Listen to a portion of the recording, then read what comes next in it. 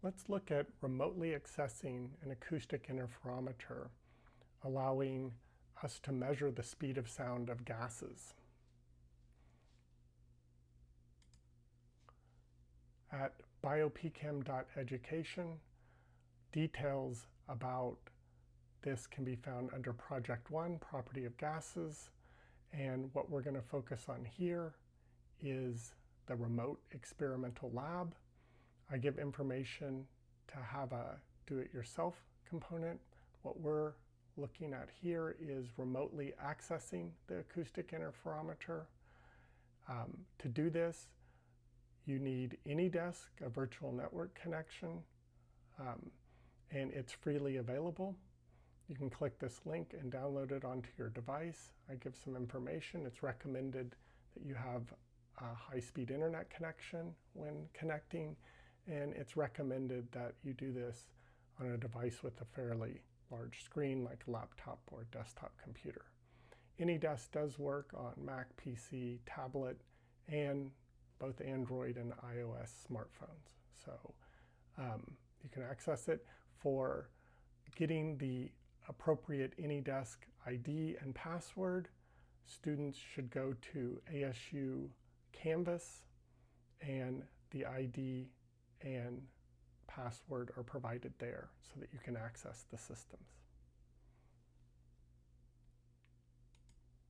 Here, I've gone to mmrc_workstation_1 at AD for AnyDesk and typed in the current password, which again is provided for you on ASU Canvas. And now we're looking at the computer that is connected to this acoustic interferometer, and we're going to look at practically being able to remotely collect data and use this system.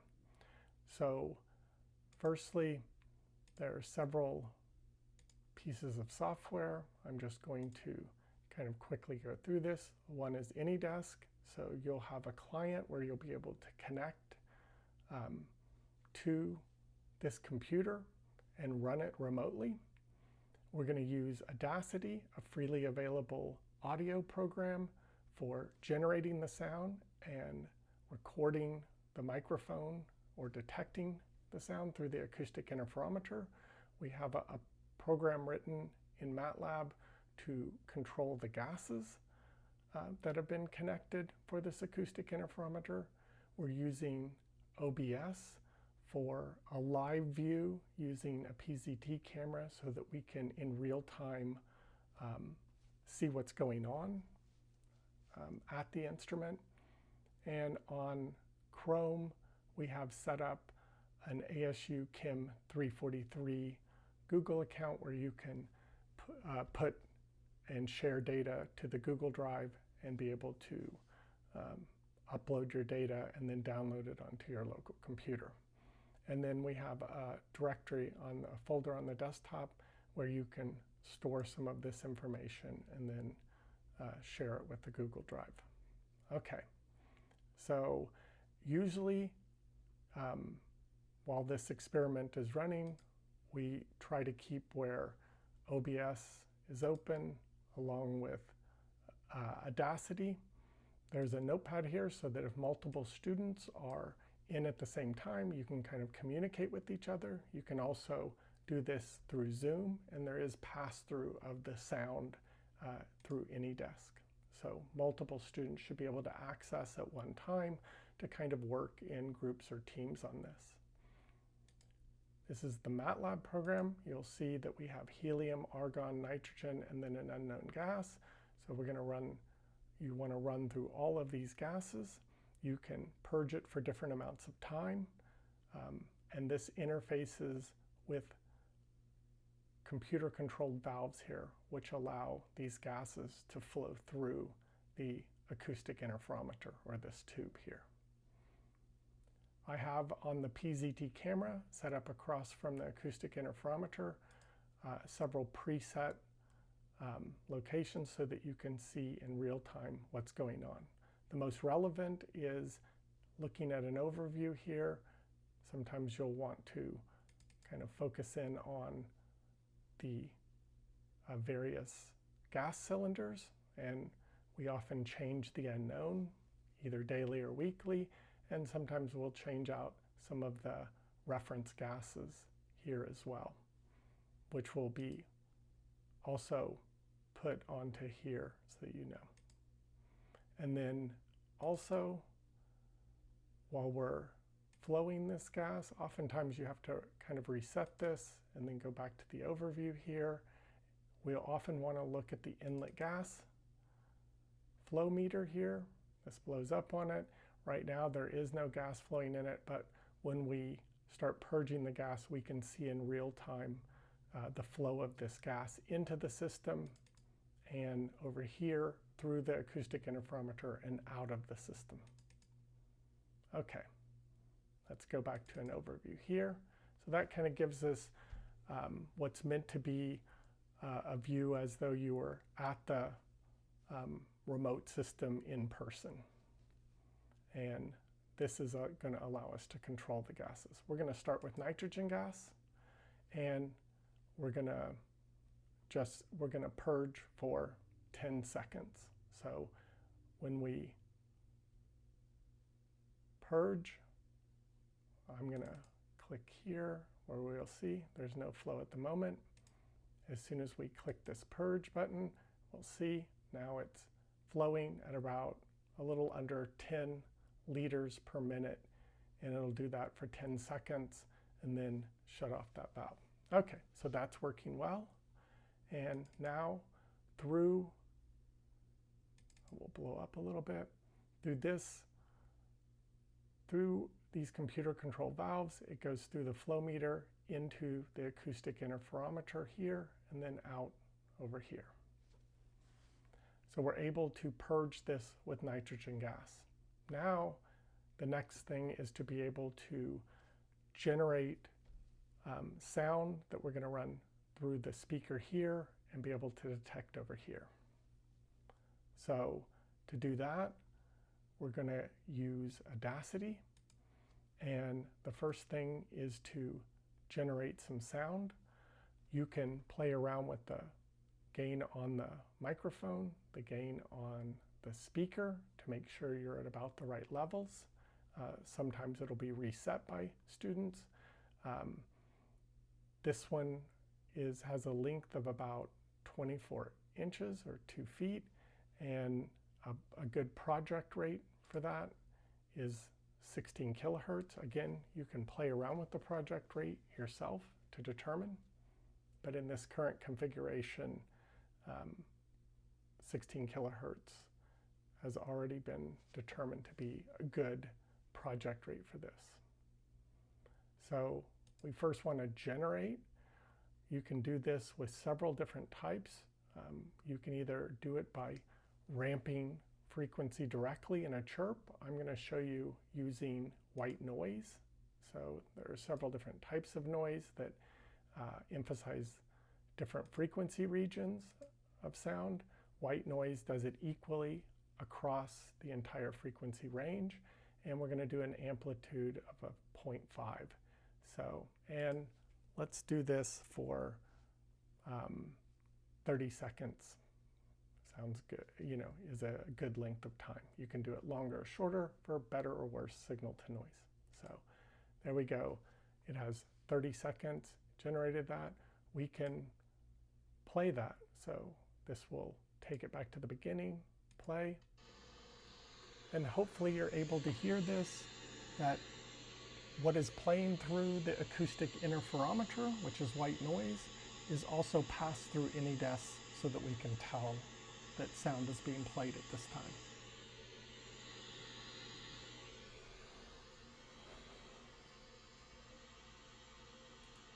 We'll stop that, go back to the beginning, and I can even give this a name of white noise. And it's at 16 kilohertz project frequency. Okay, so we've generated some noise. We can put that noise through here. I'm going to go ahead for, say, 1 minute. I'm going to purge nitrogen. I can see it's going through there. It's flowing up through this one over here. So it's going into the system and then out. I can purge to make sure whatever gases were currently in the system are purged out, and now we have nitrogen gas through this system. I'm going to let it purge for 60 seconds, and while I'm doing that, I'm going to get this going back at the beginning, and after it is purged for 60 seconds, I'm going to go ahead and then start it again and collect data while gas is purging through the system at about 10 liters per minute. So to do that, we'll be able to record. The best way to do it where it records while it's playing this sound is to go up to Transport, Record, and then record a new track. Okay, so we can see now, we can even highlight here. Whoop. This happens a lot where it's meant to first be set back to the original position and then go, it'll then focus correctly on the inlet. Right now, no gas is flowing, and again, we're going to purge for 60 seconds. Nitrogen, and we can see that it is purging. I set it for 60 seconds. We're going to record for 30. It gives us a little time here, so we're going to start that back at the beginning. We're going to go up to Transport, Recording, and we're going to record on a new track. So hopefully you can hear that. It is recording the microphone while it is playing that white noise, and it'll do that for 30 seconds. The entire time we're purging nitrogen gas at 10 liters per minute into the system. At the end of 30 seconds, it'll stop playing, but it will not stop recording until we hit the stop button. One reason to continue to record here is to, in a sense, get what the background is. And you can even see now we have the background while it's flowing. You can see a little blip there, and then even a lower background when there's nothing flowing into the system. Okay, so now this project can be, we can save this project, and we'll save this. I like to use the date. So to date is August 26th, 2022, and we'll call this remote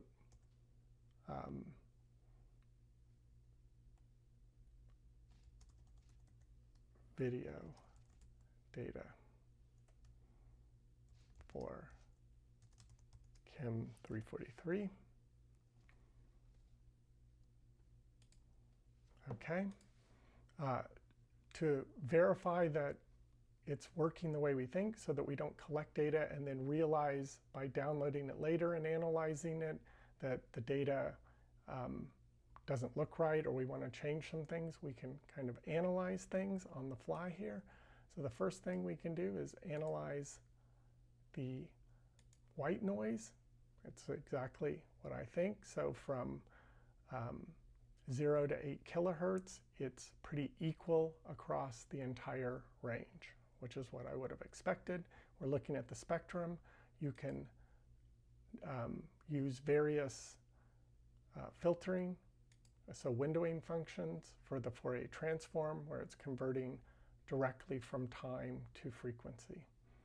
You can also, for example, increase the size, the sampling size, to zero fill it out for higher resolution, and we can look at this either linearly or logarithmically. Once we have this, we can also export it as a text file. Then we could replot this ourselves. Okay. Then we can look at what the recorded data is, where we were playing this and recording it while nitrogen was in there. And we can see the resonance modes for this acoustic interferometer. So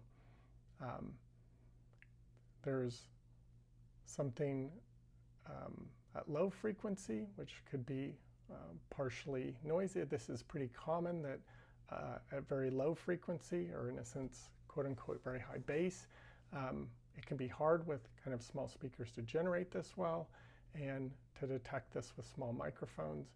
So this isn't that unexpected. But we can see that once we get above about 500 hertz, we have fairly good data across the range. So this looks fairly good. We can furthermore see while it was flowing, this is through the acoustic interferometer, but when no sound is being played through it, so it kind of gives you a little bit of the background. And so you can see a lot of this is some of the noise and even some of the resonant modes you get generated because of it's pushing gas through this specific length tube. So that's very useful information. And then you can see when you're no longer flowing gas through it. So we still have a little low frequency. That helps explain some of this in the data, but we don't see any of these resonance modes. So this gives you some of your background spectra. Okay.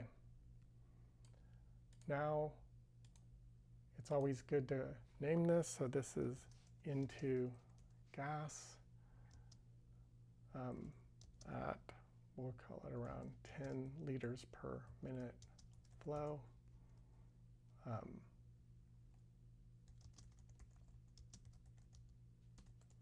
White noise. Okay.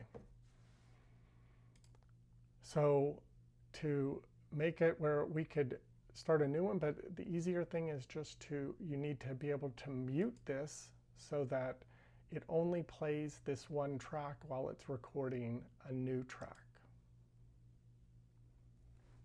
So we could move on to the next gas. In this case, let's go to argon. And we're going to start by, again, so it's flowing at about a little under 10 liters per minute for 60 seconds. To purge the nitrogen, which is currently in the system, we're going to purge for at least 1 minute, which means 10 liters of argon gas will be flowed through this acoustic interferometer. You can tell by scale, this is roughly 24 inches long, roughly 2 inches in diameter. So we'll say, 1 to 2 liters of total volume, and we're flushing it out with a little less than 10 liters. So that, at least my initial estimate would be that flushing it for 1 minute would be fairly adequate to make sure all of the nitrogen is out and that you've replaced it with argon gas. We're going to watch this here, and when it's stopped, we're going to start it again for 60 seconds. And now we could collect the data. The longer you let it purge, obviously, the more pure the argon in there will be. This should be fairly adequate that we've purged it for over a minute now. So if I go over here and go to transport and record new data, again, hopefully you can hear that. On my remote system, I can hear the white noise going through it because it's being played from here. It's recording onto this track on the microphone, and it has muted this one so that it's not also playing this noise here. I haven't saturated it. You don't want it to be where it's gone above 1 here. I've got it fairly maximized. I'm now recording a little additional data, and you can see this is data while it flows, and this is again data after the flow, indicating that the flow itself is causing a significant signal. I can now stop that. What I'm going to do is this name, I'm going to copy that one, paste it to here, and call this argon. Okay. Now, what would we expect from this? Well, if you've done some of the simulations and other things, you expect nitrogen, the major component in air, to have a faster speed of sound than argon, which is a heavier gas. So again, when we look at this, and while I'm showing you this, I'm going to go ahead and switch this to helium and hit purge. So while it's purging, I'll look at some of this data. Again, we've already looked at this. We'll look at it again. And what I'm going to do is, for example, look at what I would call the first really clear mode above 500 hertz, and it's at 684 hertz. And now I want to look at the argon data. And we'll see that it's at 641 hertz. So it's at a lower frequency. And that's what I would have expected. You could flow it longer, recollect, make sure that it basically stays the same. But this, now I have data where I expect. Now helium, a much lighter gas, I expect to move to significantly higher frequencies. Also, helium is the gas used for leak detection. It's notoriously hard to keep contained. And so with that, it's one reason I'm purging a little longer, and expect more error with here, where other gases can easily leak in, as well as helium leak out of the system really easily. So it's a lot of the other heavier gases are easier to get pure throughout the acoustic interferometer. Helium is one of the toughest, so I'm going to purge a little longer here and wait till the second one. Now I'm going to mute this, go back to the beginning, and as soon as this one is done, I'll start recording one with helium after it is purged for a couple minutes. There it goes. I'm going to purge again, and now I'm going to start collecting on this. I am curious to also see, is it yes? Okay, so the helium is coming out. That's the flow out of the system. That's the flow into the system. Again, go back to the beginning and record. You'll also see for the same speaker volume level and gain on the microphone, you're detecting a much weaker signal, and we expect that weaker signal to be at higher frequency as well.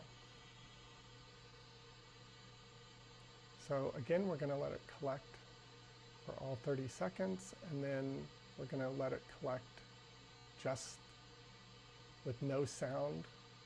There we go, and flow, and you'll see that a lot of what we're detecting, in a sense, is noise from the flow. And there we go, and then again, a much cleaner baseline when it's not flowing.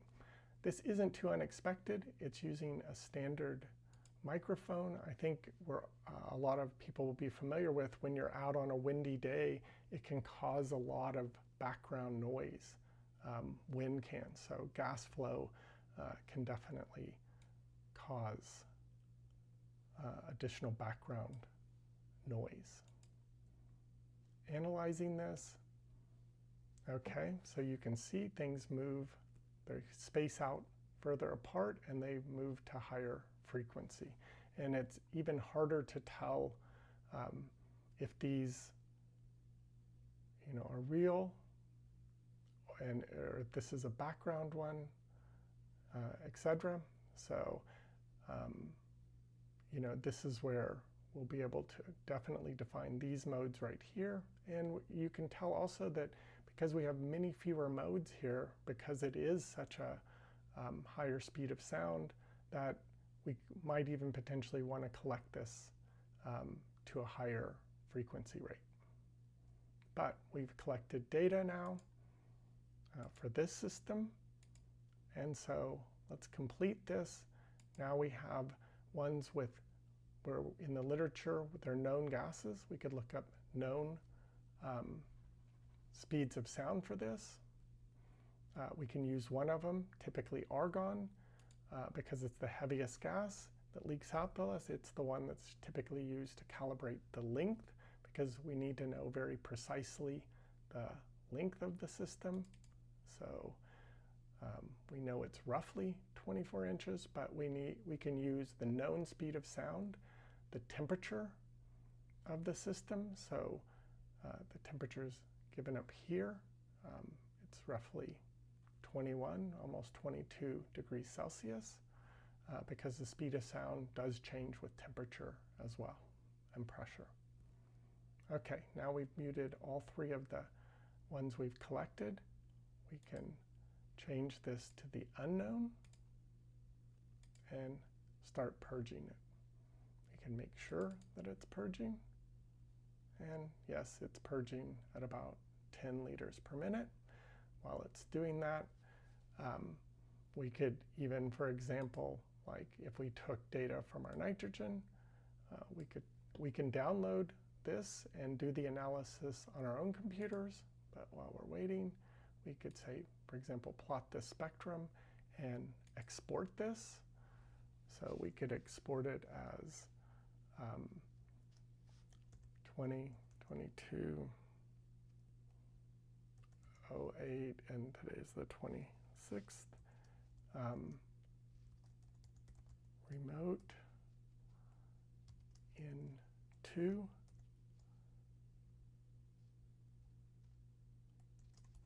Spectrum data. Okay, so that will save this data in an ASCII format. This one's done, so we'll go back and purge it again. So we could do that for all of these different data sets, where now we have the spectral data, and it's analyzing that spectral data, where we usually plot the mode number versus the frequency, and we can fit that linearly to either with a known speed of sound, extract the exact acoustic interferometer length, and then once we have that length, we can then use that length for any unknowns to determine what the speed of sound is in, for example, the one we're flowing now, an unknown gas. And from the speed of sound of an unknown gas, and then using that to calculate heat capacities, we can likely identify what that gas is by what its speed of sound is, and comparing it to a list of commonly known gases to determine what the gas we're looking at here is and its thermodynamic properties. Okay, so we'll start it here, and now all of these are muted. We will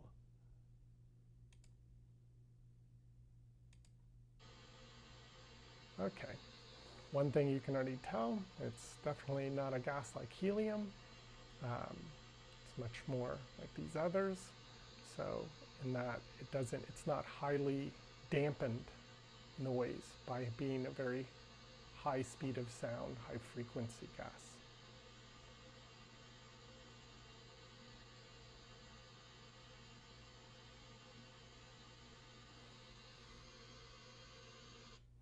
You can hear now it's stopped, but I'm going to continue to record, and as with the other known gases, there's a significant amount of background noise while gas is flowing.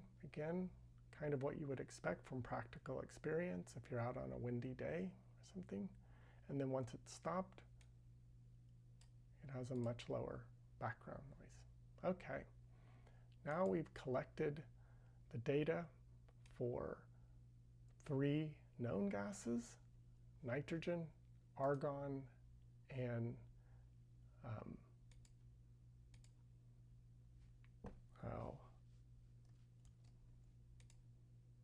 helium.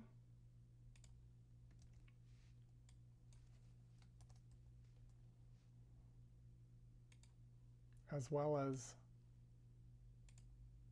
for our unknown.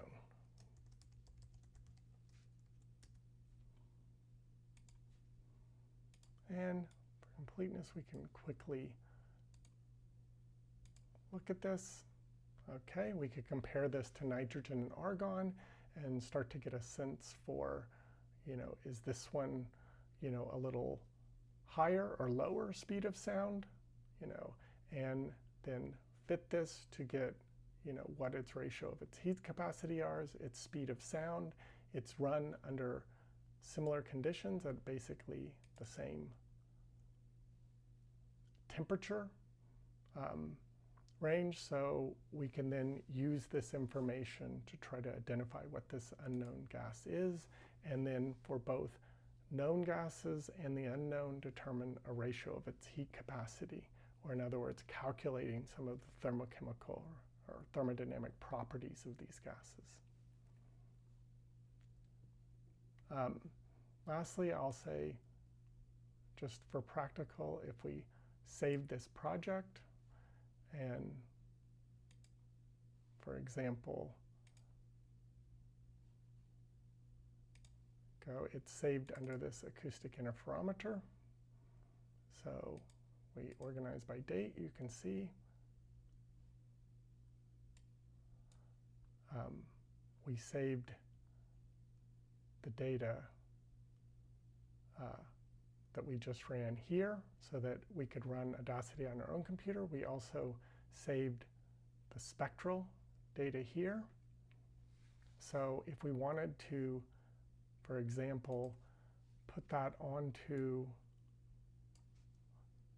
the fall 2022 shared Google Drive, I could take this data, drag it over here, and, for example, take the spectrum data, drag it here. Now I could share this folder. So I could come here and share this folder with my own personal drive, which I have here, but any students could add their Google Drive here so that then they have access to this data and can work it up on their own computers. So hopefully this gives you a practical guide to using the remote interferometer. And if you have any further questions, please, address them on the site for communicating, YellowDig, and one of the instructors or one of your peers in the class will be happy to further help address this. Thanks.